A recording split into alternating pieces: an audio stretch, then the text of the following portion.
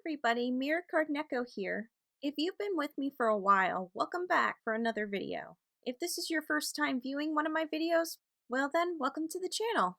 I'm currently a small YouTuber that mostly does Let's Plays, and during my last recording session that I did a few weeks before Pittsburgh, I might have said this. I've actually competed in VGC, and by the time this episode airs, me and old Noah would have already gone to Pittsburgh for the video game tournament there.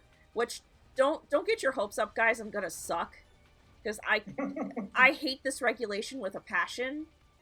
It's like you either use Rain and Duraludon or you just don't play the meta at all. Welp, guess I'm having my words for dinner tonight. But I mean, I still did bad, right? It's not like I went X2 most of the day and then to only miss out on day 2 by like 1 game, right?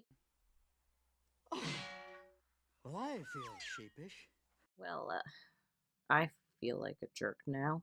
Okay, so without the over editing for the video, I'm just going to kind of explain my thought process and why I was so negative going into Pittsburgh.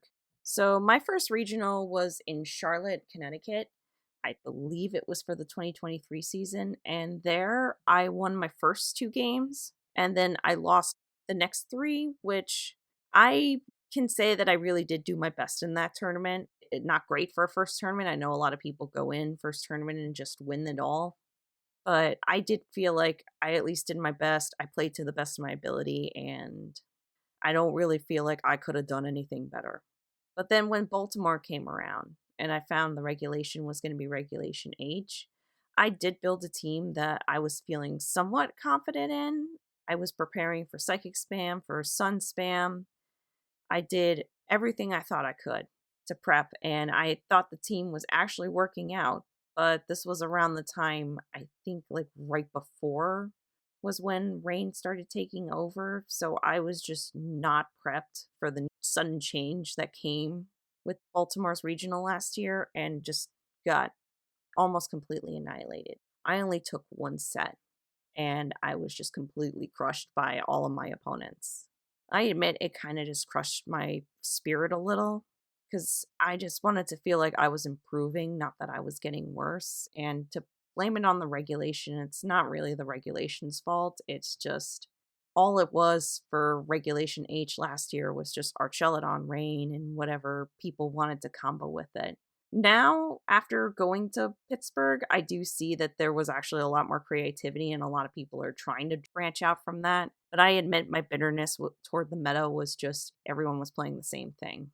So that's why when I was prepping for Pittsburgh, I was disappointed it was Regulation H. Prior regulations, I had been preparing a Terapagos team that I was really excited to bring in and like just fix up for whatever regulation was to come. When I heard Reg J was going to be in the game, I was actually kind of excited because I had a few ideas. But then to hear Reg H, a meta just where everyone was just playing Rain Pelipper, Rain Archelodon, just kind of, like I said, crushed my spirit a bit. We were already scheduled to go to the tournament, so at that point, I took the time off from work and everything, so I still prepped, but I really just didn't have high hopes. I was kind of negative about the whole thing. I didn't want to just play another Rain team like everybody else. I wanted to build something that was going to feel comfortable for me, and regardless of if anyone else was going to have the same type of Pokemon. And I was just fully expecting to play a couple games, maybe drop out round 3 or 4, because just of how crushed I was in Baltimore last year. But as you can see from the beginning of this video, to my surprise, it didn't happen. I almost made day 2, and even now I'm still shocked by the fact that I came so close to making day 2 when I thought I was just going to drop X3 at worst. So I admit, I do really want to apologize for the negativity for Reg H. I know that episode of Kingdom Hearts hasn't really aired yet, and I do apologize for in that recording, but I've already edited and gotten the video finalized, so unfortunately it'll just stay in there, but hopefully this video gives you context as to why I was feeling those negative emotions and why I just was not looking forward to the regulation as it was. Like I said, I'm still in massive disbelief that I came as close as I did to making day 2 with a team that I really did not think was going to carry me all throughout the day like it did. And At the end of the day, I am proud of this team. So I really do want to share it with you if you guys are interested. I know ranking 197 is not as impressive as someone ranking like, top 16, top 8, top 2 in their first tournament or second or third. But honestly, from how negative I was, I'm just more impressed on how far I made it. And especially with a team that probably no one was expecting to get very far, using Pokemon that I'm actually a really big fan of. But I'll just pass this off to future Neko now, and she can go over everything with you. So, with that in mind, take it away, future Neko. All right, thank you, past Neko, but I will take it from here now. And joining me is, would you like to introduce yourself? You guys know it here. I'm here just to talk with her about her team that she took to Pittsburgh. Which, I mean, I'm sure a lot of people have been curious about this team, which is why I'm doing this video in the first place. So this is how we're just going to do it. I'll just go over the team. I know. It's just what we're here for. Yep. Alright, so first member of the team was Blood Moon Ursaluna. I think they can only be male, with Normal Terra, Throat Spray. Moveset I ran was Hyper Voice, Earth Power, Vacuum Wave, Protect, and my IVs were just full on HP and special attack. I might have given the last 4 in special defense because Blood Moon cannot really live special hits very well. I know a lot of people tend to run Assault Vest on their Blood Moons, but there's another Pokemon on this team that was running Assault Vest at the time, so I figured for Blood Moon Ursaluna, it can take physical attacks pretty well. It might not be very fast, but I think it could be bulky enough to survive certain special hits. Like what exactly? Well, definitely not Golden Ghost +2. Nasty plot. But like some of the weaker special attackers, it can survive at least 1 hit from. So stuff like Pelipper in Rain once it's Terra. Oh god, no. Well, that's why I went normal Terra for Blood Moon, was because I wanted to add some power to Hyper Voice, and I also wanted to Terra away from the ground weakness. Yeah. And which was pretty helpful because I did face off against things like I did face against Rillabooms and Pelipper. I didn't really actually face any Rain teams, surprisingly.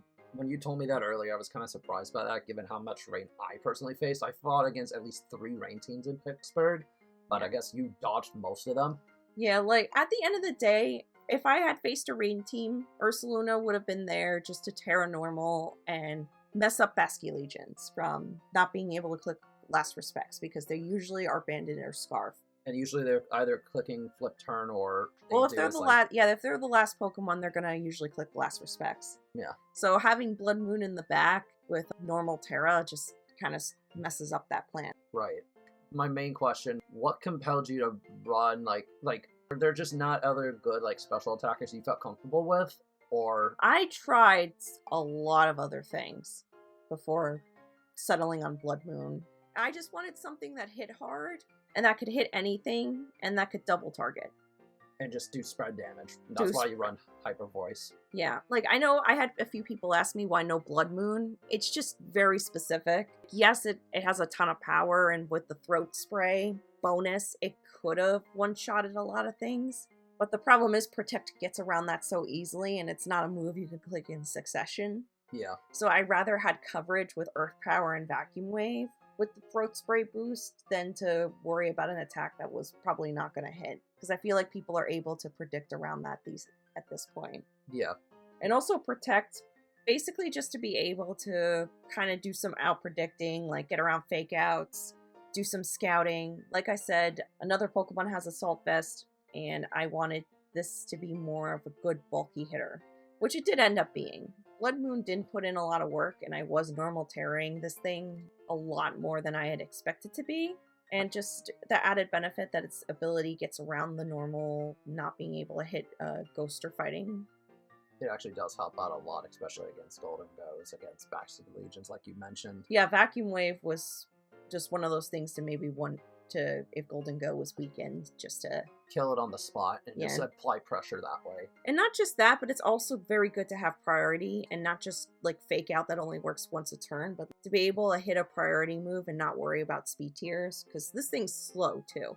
Yeah. This is a reason why people mostly run this in Trick Room or try to Tailwind with it. Right.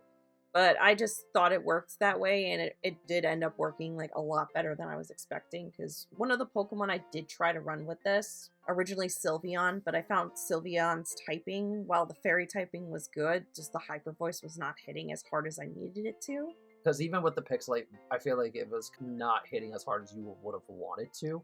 Yeah. And given like certain things in the meta, like the Golden Ghost, like Volcaronas, like you're not really hitting as hard as you would normally want to, even on a resisted target. So you wanted something that was at least more beneficial to you. Well, not just that, but Sylveon also doesn't really have a lot of good coverage moves either. Yeah. You would basically have to Terra Fire. Just to have a somewhat decent coverage move. Yeah, because I don't think it gets Mystical Fire anymore, unless I'm wrong on No, that. it does have Mystical Fire, but it is kind of low base power, which I think is like, what, base 65-ish? I've just seen too many Ursaludo just run Assault Vest, so it's kind of an interesting take. Yeah, no, a lot of people did too, and a lot of people were surprised I wasn't running Blood Moon, but as I stated before, it just wasn't worth playing the guessing game when I could hit both targets instead of just one target, and then get the Hyper Voice and get the Throat Spray boost at the same time. I guess my last question before we go to the next mon. Did you find that Throat Chop was a problem? No, not really, because a lot of the teams that I fought didn't, I think like maybe one or two teams had Sneasler, and nothing else really had Throat Chop. I mean, I maybe saw King Gambit, Okay. but they never run Throat Chop, so I was not, it was never a concern, and if it was, then I would have just played around it at that point. Got it. Okay. All right, let's move on to the first shocking member of the team. And just as a funny story, I was actually wearing the Comfey necklace that was being sold at Worlds the whole time I was playing in the tournament. I actually legit bought that the day before the tournament started. Yeah. I really do like this Pokemon a whole lot. I think it's got a lot of utility, and I just was very happy to have that necklace. So if you saw a girl with a Comfey necklace like hanging around her that was at Worlds, I did not get it at Worlds, but that was me. Yep. So this Comfey is Terra Steel with the moves Draining Kiss, Protect, Leech Seed, and Floral Healing, and Tri-Age, which Tri-Age is an ability that only Comfey has, which gives priority to healing moves. And something I should be letting you guys know, Leech Seed does not count for Tri-Age, because I've had a lot of people ask me that. Yeah. It's doing direct healing, not indirect healing. So stuff like Recover or some other way to actually heal either yourself or another target. And something I think I do want to help clarify too, Tri-Edge has probably one of the highest priorities in the entire game. I think it actually has +4 priorities, so I'm not 100% sure on that, but I think certain Pokemon with extreme speed might outspeed it, but I think Tri-Age is the highest priority bracket. So I've been working with Comfey a really long time, and this is the IV spread I have. Nature is old nature with high special defense and HP investment. I gave the nature plus in defense to give it a little bit of boost in its defense, but it's a good special wall, but it can tank physical hits. You'd be surprised what Comfey could live. Obviously, again, not living a +2 Golden Go Make It Rain, but if you go Terra Steel, it's gonna live that very easily, which is why I chose the Steel type. So even a +2 with the Terra? Or at least, if I had to face dragons that don't have fire moves and I had to Terra. And I'll tell you, I've been working with this Comfey since Reg G. I actually intended this to be a partner for Terapagos, which that's a set I can go into at a later point. So I did a lot of experimenting with Comfey. So this moveset was the best of the best I could come up with. Floral Healing just heals bulky partners up really well. So i.e. the Blood Mirrors and Luna and some of the other team members. Yeah, it did help with Blood Moon because Blood Moon was taking physical hits and Comfey could just heal it back up. Leech Seed is just a good stall tactic if you need it to be. I think I did it to 1 or 2 people. Annihilate is one of the biggest pains in the butt in this meta. There's another Pokemon that helped me redirect attacks, but Comfey would just Leech Seed the Annihilate. The redirection kept Mousehold from being able to attack into the Annihilate, and then the Leech Seed was just to be well, you're just going to sit there anyway, let me just drain your health a little bit at a time. Right. It basically was a way to not give the Annihilate player what they wanted. Yeah, exactly. And I did do that to someone on ladder before tournament, and that's how I lost my round 1 opponent, because they literally faced me the night before as I was practicing on ladder. What a funny coincidence that No, actually I know. is. And she didn't even bring the Annihilate at all. I sent out my Pokemon expecting the Annihilate to be in the back, and I was like, did you even bring it? She's like, no. I'm like, oh, gosh darn it. That's just how it goes. Draining Kiss has, like, the highest priority. It also does a little bit of damage. Like, it's not going to kill anything, but it's definitely, like, if your opponent's HP bar is at, like, 10 or 15 even, Draining Kiss will get the kill. Small percentages of it adds up because of the stab, and then because of the fact that you're outspeeding regardless because of priority, it's pretty good. Protect is just there just because you wanted to stall even further, because combining it with Leech Seed is, like, I imagine it's Yeah, it's annoying. basically what people were doing with Ice Rider for a little bit, just like the protect stall to get as much HP as possible and just be impossible to kill. Although Comfey can be annoying, but it's not impossible to kill. But it was really helpful, and it actually helped in another situation that I'll explain later when I get to that Pokemon. But I'm actually ready to move on to the next Pokemon, which is another Pokemon everyone was like, you brought this thing in? Yeah. This is Goodra. I don't really have a nickname for him. He's male. He's Terra Ghost, and his moveset is Dragon Pulse, Thunderbolt, Flamethrower, and Sludge Wave, and he is the one that's holding the Assault Vest. Now, I know on paper, Goodra's stats just aren't what people want them to be for a pseudo-legendary, but he's a really good tank for special moves, like, I forgot, like, how did you, like, do the EVs with this? Because I'm trying to remember. Oh, you just went straight down the middle again.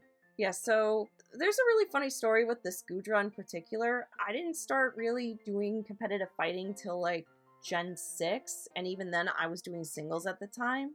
So I didn't fully understand how, like, the EV and IV system fully worked quite yet. So when I got a Gumi, it ended up being Bolt. So I looked at the Pokemon and I looked at its move pool and I was like, you know what? I'll just leave the little extra in defense. You never know, it could come in handy. Right. And it just, for generations and generations, it's been the same. Even when I bred this Pokemon so I could have it in a Love Ball, I still kept the bold nature because, surprisingly, Goodra can live with the bold nature against certain moves. Right. Like, any special hit, Goodra can tank. +2 Golden Go with Nasty Plot is a problem. Goodra can tank a +2 Nasty Plot, but nothing can tank a +2 from Golden Go with Make It Rain. Yeah. With either a Life Orb or Metal Coat. I've always found potential with Goodra. It's just very hard to actually make work, I personally find. Oh, I love Goodra so much. He's one of my kings. Because even I've had people, everyone I played against was like, that Goodra's so bulky. Like, why is this working? Why does it refuse to die? Look, I mean, it's at level 88 right now, but like, look at special defense that it has right now, and then times that by the amount that Assault Vest gives it. Yeah, and you didn't put any special defense investment, really. No, it all went to special attack HP, because Goodra's natural special defense is just ridiculous. Like, what is this, like, base 100, like 30 or something? I don't remember off the top of my head, but Goodra's speed is decent. It's not going to be an overly fast Pokemon, but at the same time, it's not going to get outsped by a whole lot of things. Yeah. It gets outsped by, like, half the meta. Goodra might not get kills at full HP, but it does put in a lot of work. Like, slowly over time, like, it adds up. Well, not just slowly over time, but if my opponent's at, like, half HP and I use a super effective move, it's gonna kill. Like, Flamethrower was specifically to deal with Golden Go. Yeah. But I had to make sure I was in the right position. Usually Goodra came swapped into a lot of the Golden Go matchups I had. Or I would have Goodra out to threaten the Golden Go, because I know a lot of people saw an open team sheet it had Flamethrower. A lot of people who were running Water Terra on Golden Go, I was able to outpredict the Terra and use Thunderbolt. Just to throw them off, and that's why you have that kind of coverage still. Yeah, well, Thunderbolt is also just useful against Pelipper's, against Vasculegions if it can somehow take a hit. It can take a water hit if I leave it at Dragon Terra. It just can't deal with Last Respects. Yeah. Again, that's why I brought Ursaluna to play with that mind game. What am I tearing? How do you stop it? You know?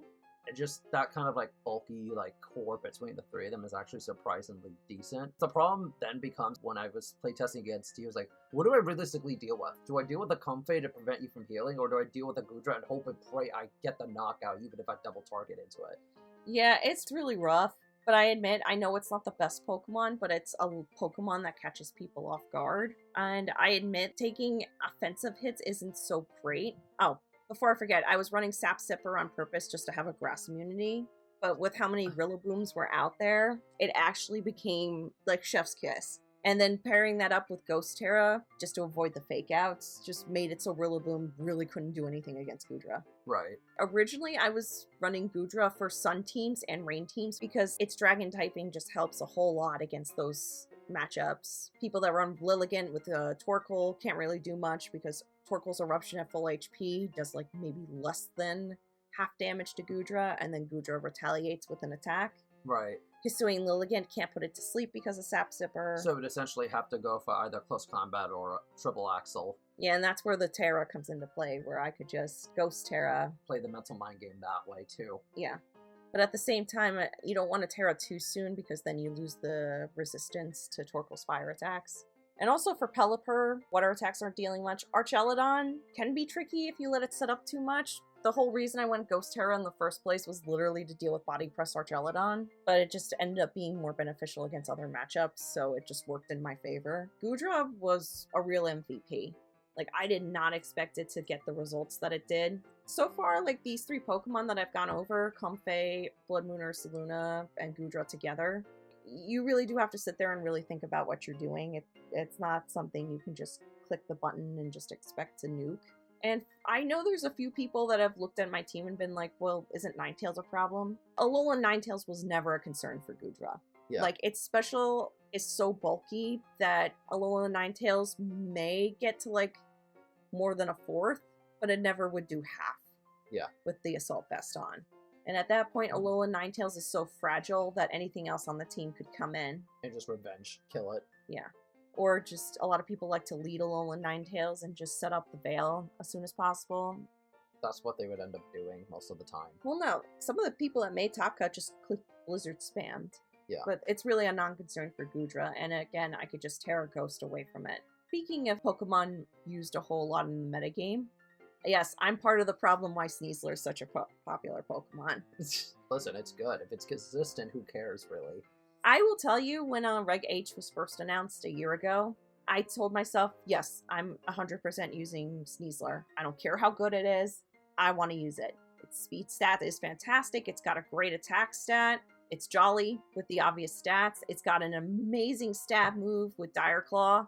And the only thing I wasn't happy with was having to put close combat on, because I just don't like using moves that minus my stats at the same time, but I just didn't have a choice with Sneasler because it was not going to hit hard enough. Like, what other fighting moves could it actually learn? I think Brick Break, but it was not going to hit hard enough, and not enough people were setting up screens. It's the obvious item Focus Sash, Dark Terra to literally deal with Psychic types, which it hard dies to Psychic. Dire Claw Protect, Close Combat Throat Chop. Throat Chop literally to deal with other Psychic types while I'm in Dark Terra. It also is just nice to have, specifically for the thing I mentioned earlier with Ursa Luna, or even something like Primarina. Well, here's the thing against Primarinas. Like, yes, you can probably do that, but Primarinas have other moves like Moonblast, Dazzling Gleam. Yeah. And Sneasler's a pretty fragile Pokemon. So I would argue that the Throat Chop is almost a non-presence against Primarina. Like, you want to Dire Claw and kill it. And if it already Terras into Terra Poison or something else, then you're already kind of too late on that front in the battle. That makes a lot of sense. You wanted something consistent, and I know you tried making this work before. Sneasler became such a meta-relevant thing last year. Yeah, I mean, I had a feeling it was going to be a pretty popular Pokemon, but not like the top tier, most used Pokemon ever. I just absolutely love Sneasler's design. I'm going to tell you right now, if it's in Champions immediately, I'm totally just slapping that in because it's just so good. Dire Claw is the most frustrating move to go up against, but at the same time, if you're the one dealing the Dire Claw and giving them the status, it's just the most satisfying thing in the world, I feel. Yeah, Dire Claw is unfair and unbalanced, but it's like a really good move. I'll tell you, Sneasler pulled out a lot of games for me too. And I know a lot of people run Unburden, but I chose Poison Touch because poisoning a target, it matters a bit more, given the fact that sometimes that little bit of incremental damage does add up. Yeah, especially with Dire Claw, since it can poison anyway, it just gives it a higher chance of the Pokemon being poisoned. And it also could work for poisoning while using Close Combat or Throat Chop as well. Yeah.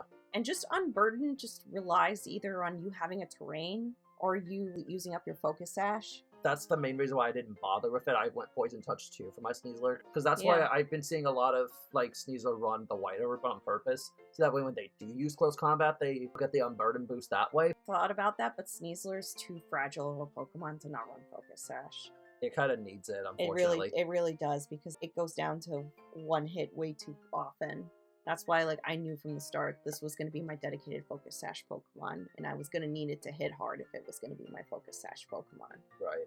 Alright, up next was probably the least used member of the team, but still put in a good amount of work. This is Corviknight. Terra Dragon, Rocky Helmet, with the moveset Tailwind, Brave Bird, Body Press, and Roost. And then if we look at the EV spread, it is HP and full defense, maybe a little bit in special defense. Yeah. And Corviknight was basically there to tank hits and kind of get momentum back for the team. I only got to use it to its full extent in one battle, which was a battle against someone that was using a sand team. Like, Corviknight just walls anything Tyranitar and Excadrill can do. You know what? And this kind of like revolves back to that like really insane defensive core you already had. Yeah, you have Roost, but just the fact that you have the option to speed up a bit with the Tailwind. And also, like, I ran the Tailwind just on the off chance that I needed Ursaluna or Comfey or Goodra to outspeed. It didn't come up all the time, but the times it did come up was really helpful. Yeah. And Corviknight's ability, Mirror Armor, is really good because a lot of people use Incineroar. So just to bounce back the Intimidate and make Incineroar weaker was just really helpful. When I first ran Corviknight, I was running Iron Head, but I felt like Iron Head just wasn't covering for enough Pokemon, which is why I went Body Press. And I mean, yeah, against Golden Go, I can take a Make It Rain because of the typing. Usually a lot of people who saw Corviknight that were using Golden Go just Shadow Balled into it, but at the same time that meant, hey, you're not attacking both Pokemon, you're focusing on one, so I can focus on dealing as much damage as I can. And with the Golden Go. And then Brave Bird is just good stab, and like, it hits relatively good for just being a defensive Pokemon. Yeah. At a certain range, Corviknight can get kills. It deals a good chunk of damage to Amoonguss, and I think it one-shotted a Rillaboom with Brave Bird. I'm not sure if it was a crit or not. And then Body Press is there to deal with Tyranitar, Excadrill, anything that was Steel type. And also Rocky Helmet. Again, when I used to do singles, I used to love having Rocky Helmet Pokemon with healing, because it's just like, oh, you want to attack me? Okay, well, take some chip damage while you're at it. Basically Skarmory. Well, like, yeah. But before we had Corviknight, there was Skarmory, and now, like, I think honestly... well, it depends what you're looking for. If you really want more defensive play, it's Skarmory, but if you want some offensive play, it's Corviknight. Yeah. Dragon Terra was to literally just get away from Volcarona's Fire Stab and Elect. Although Volcarona's backfire on me by Terra Fairying. So Terra if you had to, Blast? I was gonna say, so if you had to change the Terra type on it, what would you realistically change it to? I don't think I would change it. I just think Dragon Terra is really good for it. And while it does have its drawbacks, I really don't think there's a Terra that would work better for Corviknight. It did help in certain matchups too. There was a Hisuian Arcanine and a Rillaboom, and it could just tank the hits from those Pokemon when it's Dragon Terra. So like I said, at the end of the day, you could have used a different Tailwind setter, but it wasn't going to help fill the specific niche you needed for this team. I just wanted a good defensive Pokemon that I could swap in if there was a strong physical attack around on the field. Right. Just to kind of regroup and recover and try to regain the advantage. Yeah. Alright, and then the last Pokemon on this list is Electabuzz. Now, I was kind of stubborn about not using Electabuzz for a while because it was just another follow me Pokemon, annoying redirect, and then I was like, wow, it's an annoying redirector. Electabuzz's typing is pretty good, only weak to ground. I went Terra Bug, it never came up. I saw a lot of Garchomp during practice, so I just wanted something that can tank from Garchomp. It also, I feel like it at least can resist certain things from Archaludon as well. Thunderwave, Thunderbolt, Follow Me, and Psychic. Follow Me can redirect Archaludon's electric shot, take Mousehold's attack away from the Annihilate, and there's a Pokemon that knows Spore on the field, Electabuzz can just be like, nope, that goes to me. Yep. And then because of the ability Vital Spirit, it just doesn't go to sleep. Right. So even it's stuff like Amoonguss. But in situations where I didn't really have a need to redirect, I would Thunderwave a lot of Pokemon. Right. And then for the spread, like, how did you go about it?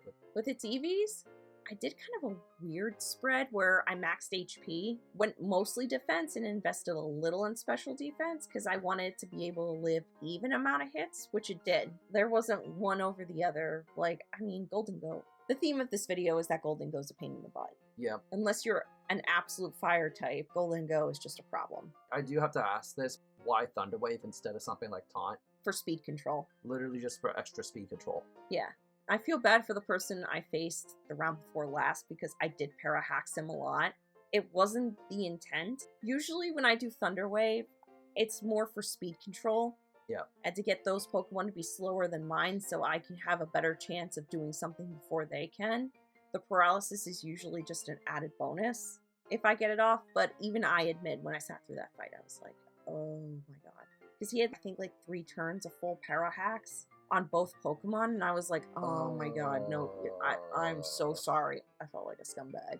Yeah. Oh my god, Electabuzz, you're doing a lot of good work, but this is just unfair. It did become unfair after a certain point, but I know that's just the game we play. Yeah. Relying on status to get you the win is not really beneficial, but using status to get you where you need to be, like, that's a completely different matter. Again, Thunder Wave will guarantee have the speed. There's no question about that. Right. That is a guarantee that is definitely going to happen. So I can literally make so many things underspeed me by doing Thunder Wave. Obviously, Thunderbolt is great coverage. You deal with Pelipper's or anything that's water or weak to electric. Electabuzz hits pretty decently, all things considered. Just having Stab Thunderbolt's always good, I find. Yeah, and its speed is relatively decent too. It actually does outspeed more of the metagame than you would think, which is why I feel like Electabuzz and Magmar have increased in usage. And if you're wondering why Electabuzz instead of Magmar, it had less weaknesses, and it had better moves I could work with.